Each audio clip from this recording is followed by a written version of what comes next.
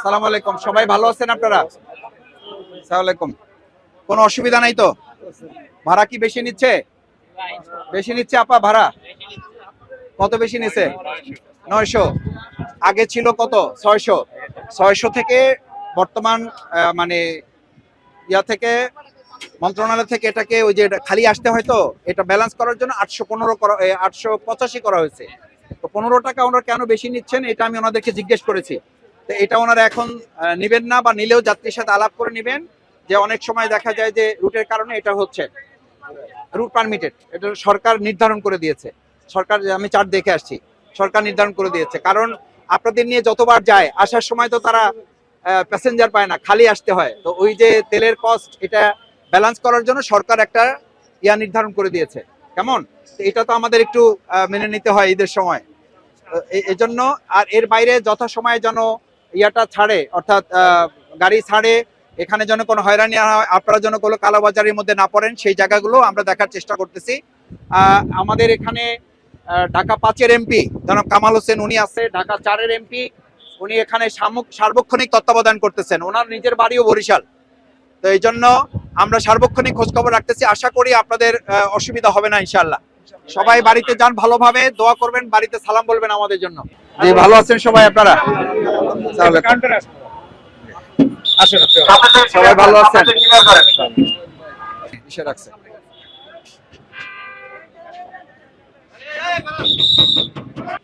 ভালো আছেন? ভালো আছেন? গাড়ি কয়টা আপনাদের? ভালো আছেন? কেমন আছেন? জি, ভালো আছেন সবাই?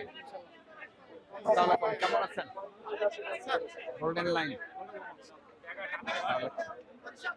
দোয়া করবেন। আর ভাইদের ছোটখাটো কিছু কমপ্লেন আছে, এগুলো যাতে না হয় আর কি, এগুলো একটু চেষ্টা করবেন। ওই যে ভাড়া তো আপনারা সরকার নির্ধারিত বাইরে তো নেওয়ার কথা না, ঠিক আছে? এটা এখানে একজন কে বললেন, এই যে ভাই 400 টাকা। এটা ভাড়া কত আপনার? 500 করছে, নন এসি 500 করছেন কি? 100 টাকা বাড়াই নিছেন কি? এটা কি আপনারা এখানে মালিক সমিতি আলোচনা হয়েছে? হ্যাঁ, আলোচনা করে নিয়ে আসবে। এটা আমাদের কিন্তু সরকার তো একটা নির্ধারণ করে দিয়েছে। আমাদের মানে নরমালি 400 ছিল, তো এটা এই ঈদ উপলক্ষে সরকারের যে একটু ইয়ে করে দিয়েছে, সেটা আপনাদের এখানে করে দেয় নাই? সেটা কত করছে? চারটা দেন, 470 করছে। 630 টাকা দিয়ে দেন। 30 টাকা দিয়ে দেন। 30 টাকা নিলে কি হবে আপনাদের? বিষয়টা হচ্ছে আপনার ন্যায্যতা করেন না, ন্যায্যতা রক্ষা করেন, এটা করেন। কারণ আপনারা এখানে, আমি কিন্তু প্রশাসনের সাথে কথা বলে আসছি, প্রশাসন, ম্যাজিস্ট্রেট, ওনারা যারা আছেন, ওনাকে 30 টাকা কথা বলছি, তো আমি কথা বলেছি। ফেরত দিয়ে দেন টাকাটা, এই ওনাকে 30 টাকা ফেরত দিয়ে দেন। আপনার টিকিট আপনার, ফেরত দিয়ে দেন। 30 টাকা ফেরত দিয়ে দেন। ধন্যবাদ ভাই। ওকে। আর এটা ঈদের সময় আপনাদের আমাদেরও মাথায় রাখতে হবে যে ওনাদের খালি আসতে হয়, যেতে হয়। জি, আসসালামু আলাইকুম। আমি আপনাদের বাউফলের খাদেম ডক্টর শফিকুল ইসলাম মাসুদ। আমি আসছি আপনাদের সুবিধা অসুবিধা দেখার জন্য।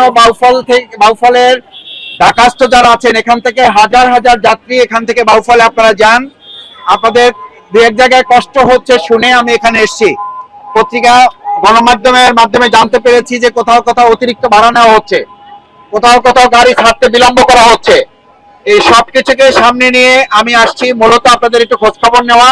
এবং আমার সাথে ঢাকা 4 আসনের এমপি, জাতীয় সংসদ সদস্য, এই এলাকার জননেতা জনাব সৈয়দ জয়নুল আবেদিন আপনাদের সাথে এখানে আছেন। উনি, ওনার পক্ষ থেকে এখানে স্থায়ীভাবে আমাদের নিরাপত্তা কর্মী দেওয়া হয়েছে।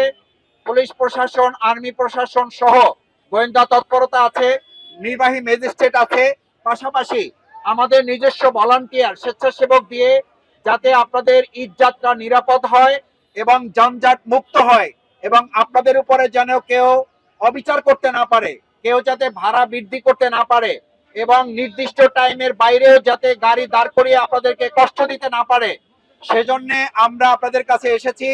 আমরা ইতিমধ্যে যাত্রীদের সাথে কথা বলেছি। আমাদের কাছে মনে হয়েছে কিছু ক্ষেত্রে ব্যতিক্রম ছাড়া এখন পর্যন্ত মোটামুটি মালিক সমিতি যারা আছেন তাদের সাথে এখানে কথা বলেছি, প্রশাসনের যারা আছে তাদের সাথে আমরা কথা বলেছি। আমরা সমন্বিত একটা উদ্যোগ এখানে নেওয়া হয়েছে।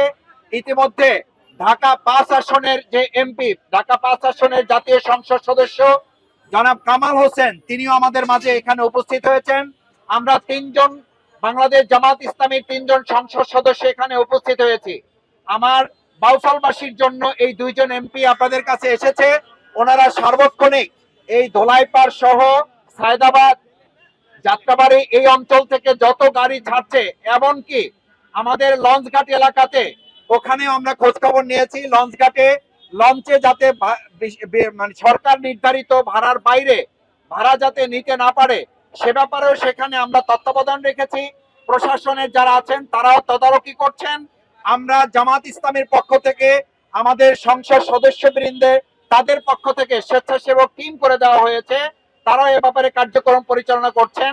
আমি আপনাদেরকে নিশ্চিত করতে চাই, বর্তমান সরকার এবং বিরোধী দল আমরা যারা আপনাদের ভোটে নির্বাচিত হয়েছি, আপনাদের কাছে আমরা এই ওয়াদা করেছিলাম যে যাত্রা নির্বিঘ্ন করার জন্য, ঈদ উৎসব আরো আনন্দমুখর করার জন্য আপনাদের যাতে কোনো কালোবাজারির মধ্যে পড়তে না হয়, টিকিটের কোনো সিন্ডিকেটের মধ্যে পড়তে না হয়, এবং অতিরিক্ত ভাড়া যেন আদায় না করে।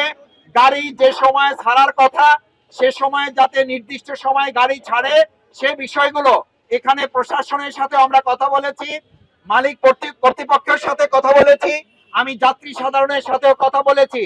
কিছু বিচ্ছিন্ন ঘটনা আছে, কিছু ব্যতিক্রম আছে।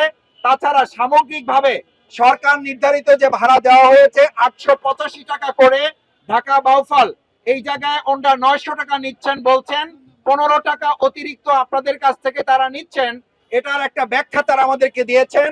সে ব্যাপারেও আমরা বলেছি এই 15 টাকাও যেন তারা অতিরিক্ত না নেন, অথবা নিলেও সেটা যাত্রীকে অবহিত করতে হবে কি কারণে আপনারা নিচ্ছেন।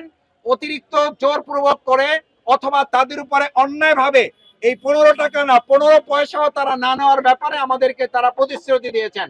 আমি যাত্রী সাধারণ যারা আছেন, আমি আশা করব বর্তমান সরকার এবং আমরা বিরোধী দলের এমপি যারা আছি, আমরা নিশ্চিত করতে চাই আপনাদের যাত্রা শুভ হবে, নির্বিঘ্ন হবে, এবং আপনারা হয়রানির শিকার হবেন না। যদি কোথাও হন, এখানে প্রশাসনের আইন শৃঙ্খলা বাহিনী রক্ষাকারী সদস্যবৃন্দ আছেন, আমাদের স্থানীয় এমপি দুজন, ঢাকা 4 এবং 5-এর এমপি জয়নাল আবদিন সাহেব আছেন, আমাদের জনাব কামাল হোসেন উনি আছেন, ওনারা সার্বক্ষণিক তত্ত্বাবধান করছেন।